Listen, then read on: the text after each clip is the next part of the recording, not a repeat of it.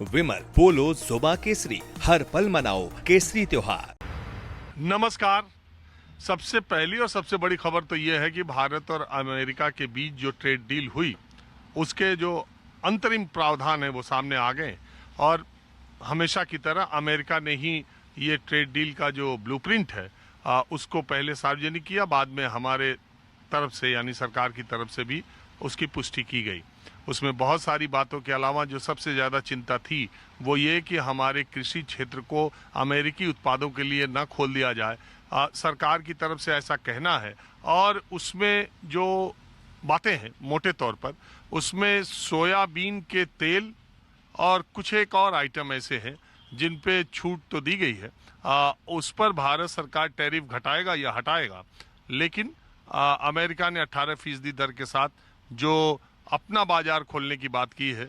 बहुत सारी चीज़ें ऐसी हैं जिसकी वजह से कहा जा रहा है कि भारत के लिए ये बहुत ही अच्छी डील होगी और भारत की अर्थव्यवस्था को गति देने का काम करेगी। हालांकि कुछ विशेषज्ञ ये कहते हैं कि इस ट्रेड डील में अमेरिका को भारत ने कुछ ज़रूरत से ज़्यादा कंसेशन दे दिया है और लंबे समय के बाद मतलब दीर्घकालिक अवधि में अमेरिका इस डील से ज़्यादा फायदे में रहेगा। दूसरी तरफ बहुत सारे लोगों का ये भी मानना है कि अब भारत का जो एमएसएमई सेक्टर है उसको बहुत बड़ा बाजार मिलेगा और भारत की जो मैन्युफैक्चरिंग सेक्टर है उसको भी बहुत फ़ायदा होगा। आप देखने से समझ ही गए होंगे कि मैं कहाँ पर आया हूँ, किसानों के बीच में एक चौपाल में, और ये जो लोग हैं यहाँ अक्सर से राजनीतिक मुद्दों पर और जो भी खबरें चलती रहती हैं उसको अपने तरीके से व्याख्या करने में यहाँ के लोग इस चौपाल के बड़े एक्सपर्ट हैं। और दूसरी बड़ी खबर ये भी है, अगर उत्तर प्रदेश के सियासत के लिहाज से हम कहें 2027 के लिए बहन मायावती ने बीएसपी की तैयारियां शुरू कर दी हैं। आज अपने पार्टी के प्रमुख नेताओं के साथ उन्होंने लखनऊ में बैठक की और 2027 का ब्लूप्रिंट तैयार किया। भाईचारा समिति और दलित ब्राह्मण गठजोड़ फिर एक बार से मजबूत कैसे हो, इस पर उनकी चर्चा है। और अखिलेश यादव ने इधर रणनीति ये बनाई है कि जो सबसे कमजोर पिच है उनकी, यानी कि उत्तर प्रदेश का ये नोएडा जिला, जहां से पिछली बार सारी सीटें भाजपा ने जीती थी, भाजपा का गढ़ नोएडा को माना जाता है। अखिलेश यादव की रणनीति है कि अगले महीने यानी मार्च से वो इसी नोएडा से विधानसभा चुनाव प्रचार अभियान का श्री गणेश करेंगे। मैं और इस इलाके में गुर्जर वोटों की साधने की कोशिश भी करेंगे। इसके लिए उनके पार्टी के कार्यकर्ता और नेता गुर्जर गांव में जा रहे हैं। आपको मालूम है कि नोएडा में गुर्जरों की अच्छी खासी संख्या है। धन जन बल में नोएडा के गुर्जर बहुत मजबूत माने जाते हैं। तो मैं गुर्जर बाहुल्य एक गांव में ही आया हूं। यहीं पास के गांव में राजेश पायलट जी का भी गांव है।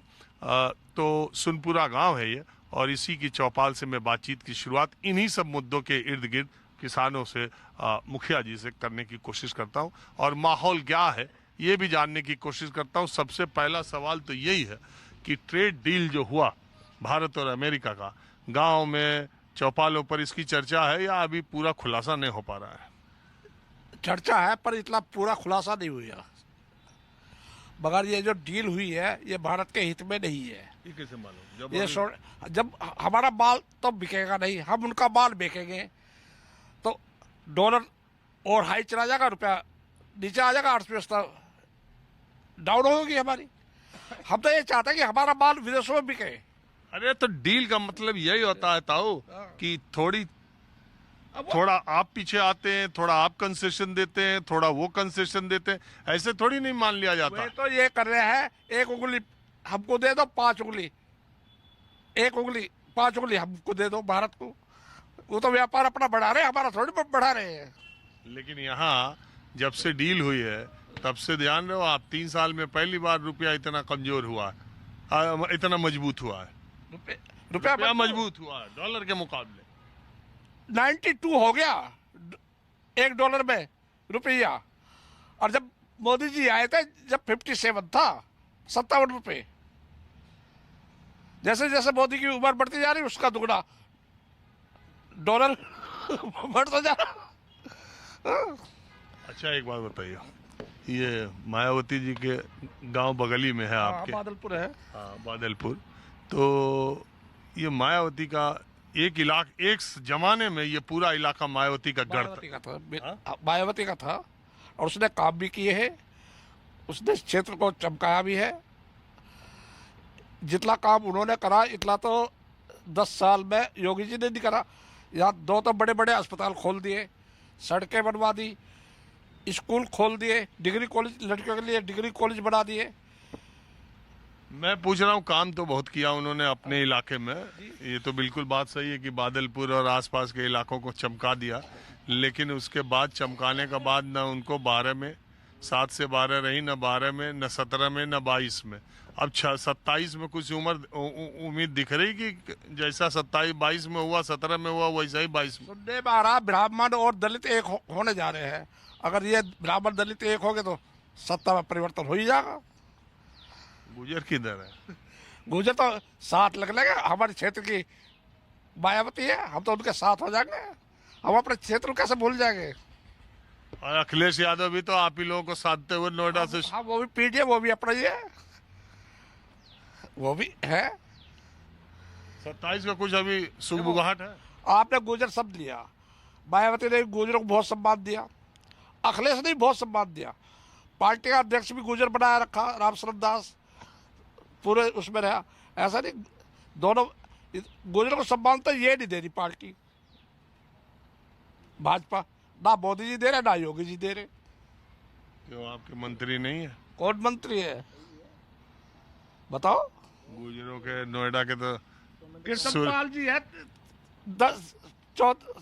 13 साल होने जा रहे हैं, अब तक कैबिनेट में बना देते हैं, वही राज्य मंत्री बनाओ रखा। अरे सुरेंद्र नागर जी नोएडा के सबसे बड़े नेता, उनको राज्यसभा दिया रखा ना। राज्यसभा तो वे अखिलेश के टाइम में भी थे। हाँ, राज्यसभा तो अखिलेश के टाइम में भी थे। तो लोग तो नोएडा में ये कहें जिधर सुरेंद्र नागर चले जाओ उधर गुजर लोग चले जाओ।